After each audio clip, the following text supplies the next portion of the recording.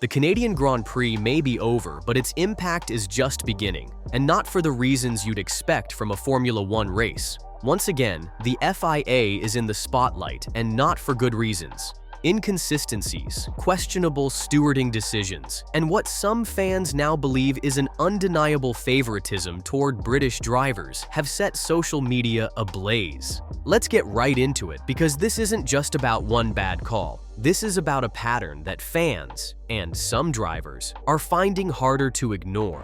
The first major red flag was George Russell's conduct after the race. During the post-race press conference, Russell casually dropped an F-bomb, laughing, in a good mood, and just riding the adrenaline.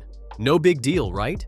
Well, not so fast. Just last season, Max Verstappen received a community service penalty for using strong language in frustration. FIA officials and even some team bosses, including Toto Wolff, pushed the idea that F1 drivers are role models and need to watch their language.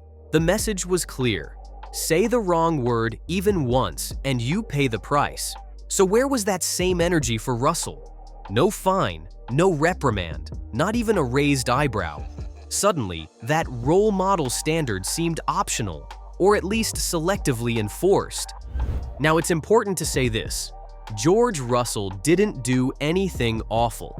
These are grown adults competing in one of the most high-pressure sports on Earth. Emotions run high, but the problem isn't Russell. It's the double standard. If Verstappen gets slapped with community service and Russell gets a pat on the back, what does that say about the consistency of FIA's so-called values? But the real head-scratcher wasn't in the press room. It was on the track. Let's talk about that bizarre safety car sequence where Russell deliberately slowed down, even braked hard, to potentially bait Verstappen into passing him.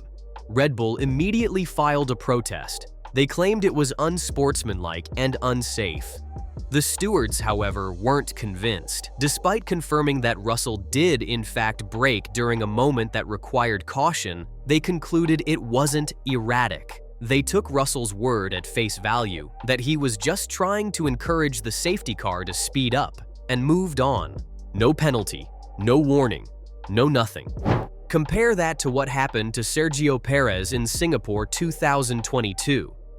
Perez was leading the field under the safety car and was found to be too far ahead, beyond the 10-car rule. He was penalized 5 seconds. In Canada, Russell's car was directly affecting Verstappen's positioning and potentially race strategy. The maneuver may not have been reckless in the classic sense, but the intention, slowing just enough to bait a penalty or create confusion, was obvious. Red Bull's own race engineer called it what it was: a clear and deliberate attempt to manipulate the situation. Still, the FIA shrugged it off, and the inconsistencies didn't end there. Let's shift focus to Lando Norris. During the race, Norris was involved in a collision that eventually forced him to retire. Despite being 4 laps down when he was classified as DNF, the stewards issued a 5-second time penalty. Let that sink in. A driver who didn't finish the race was given a time penalty that literally affects nothing. This sort of penalty normally carries over to the next race, the grid, the super license, somewhere, but not in Lando's case. The message? Hey, we penalized him sort of. Now let's move on. It gets worse when you realize that Lando Norris is the only driver on the current grid with 0 super license penalty points. Not a single one. Clean driving? Maybe. But when other drivers, most of whom happen not to hold a UK passport, get slapped with points for everything from slight contact to radio comments, it raises some uncomfortable questions. This isn't just about one race. Look at the data from the last decade. The top 10 drivers with the most super license penalty points since 2014. None of them are British. Not one.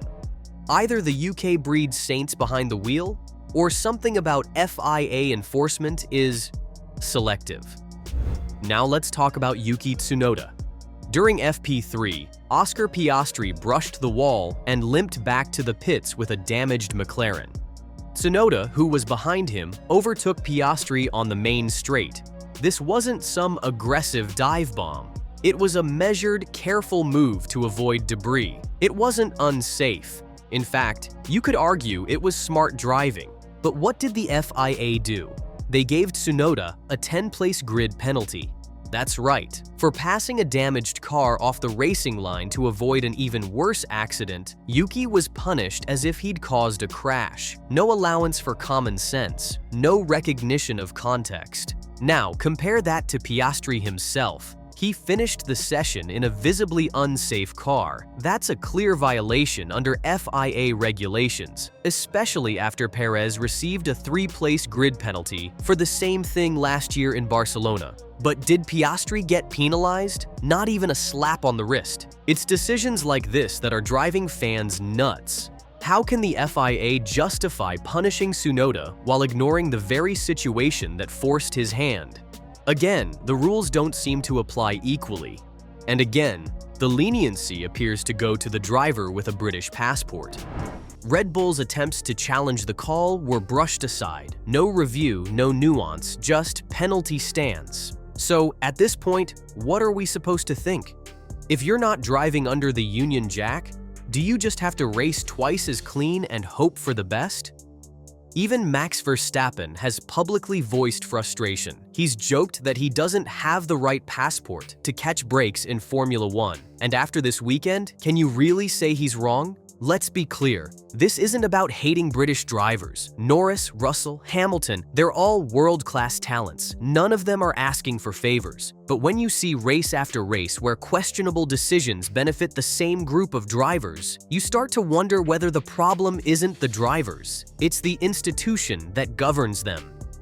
The Canadian Grand Prix exposed these issues in full view. The calls weren't subtle. The inconsistencies weren't hard to spot. And the FIA's silence speaks volumes. If this sport wants to preserve its credibility, something has to change. It's not just about tightening the rules, it's about enforcing them fairly. No favorites, no blind spots, just consistent, transparent decision-making that earns respect from drivers, teams, and fans. Because Formula 1 isn't just about speed and engineering, it's about integrity. When the rules feel rigged or randomly enforced, the whole system breaks down. It's not just a bad look, it's corrosive to everything the sport stands for. So now it's your turn. What did you think of the FIA's decisions in Canada? Do you believe there's a pattern of favoritism? Or are fans just reading too far into a few isolated calls? Drop your thoughts in the comments. We want to hear what real fans think. And if you're fired up about FIA inconsistencies, hit that like button, subscribe, and stay tuned, because this isn't going away anytime soon. And while you're here, check out the next video where we break down the data, which drivers really get penalized the most, and why that trend might be worse than you think.